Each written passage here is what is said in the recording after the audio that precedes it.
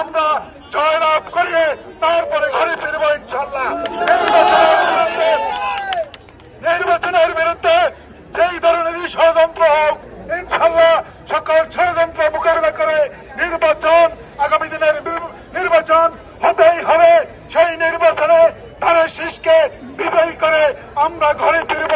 সর্বশেষে আপনাদের সবাইকে আগামী দিনের নির্বাচনে স্বতঃস্ফূর্তভাবে ধানের শীষের পক্ষে কাজ করার জন্য উদাত্ত আহ্বান জানিয়ে আমার নেত্রীকে আজকের এই সমাবেশ থেকে সালাম জানাই, যার মাতৃস্নেহে আজকে তিল তিল করে বাংলাদেশে হাঁটি হাঁটি পা করে সেই 78 সাল থেকে আজকে 2025 পর্যন্ত বাংলাদেশের ঘরে ঘরে যুব দলের নেতা কর্মী দিয়ে বাংলাদেশের সর্ববৃহৎ একটি যুব সংগঠনে যুব দল প্রতিষ্ঠিত হয়েছে।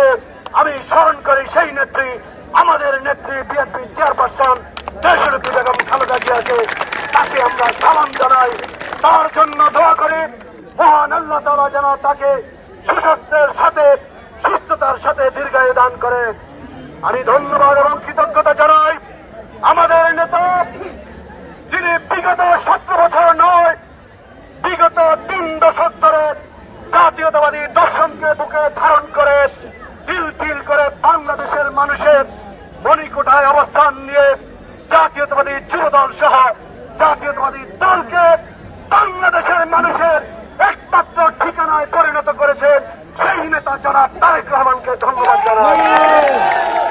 বর্তমান আজকে নির্বাচন নিয়ে দেশের বিরুদ্ধে ষড়যন্ত্র হচ্ছে। নির্বাচনের ব্যবস্থা যখন নির্বাচন ঘনিয়ে আসছে তখন একের পর একটি রাজনৈতিক গোষ্ঠী বিভিন্ন সময়ে বিভিন্ন অবান্তর এবং অপান্তেয় কিছু বক্তব্য তুলে ধরে দাবিনামা দিয়ে বাংলাদেশে আগামী দিনে যে নির্বাচন হবে সেই নির্বাচনকে ব্যাহত করার জন্য পর্দার অন্তরালে ষড়যন্ত্র করছে। আমরা হুঁশিয়ার করে দিতে চাই, বিগত 17 বছর আমরা কিন্তু কারো লুঙ্গির নিচে কারো আন্ডারে কিন্তু আমরা রাজনীতি করি নাই। সব থেকে আমরা রাজপথে থেকে আন্দোলন করে ফ্যাসিস্ট হাসিনার পতন নিশ্চিত করেছি। সুতরাং জনগণের দাবি, আজকে জনগণের চাওয়া একটাই, তারা নির্বাচন চায়, তারা ভোট দিতে চায়। আপনারা কি ভোট দিতে প্রস্তুত?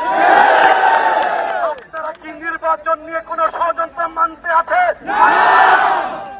তাহলে আপনাদেরকে আজকে যুবদলের প্রতিষ্ঠা বার্ষিকীতে শপথ নিতে হবে, যত ষড়যন্ত্রই হোক জিয়া পরিবারের বিরুদ্ধে, বাংলাদেশের স্বাধীনতার সার্বভৌমত্বের বিরুদ্ধে, বাংলাদেশের গণতন্ত্র, বাংলাদেশের নির্বাচন এবং বাংলাদেশের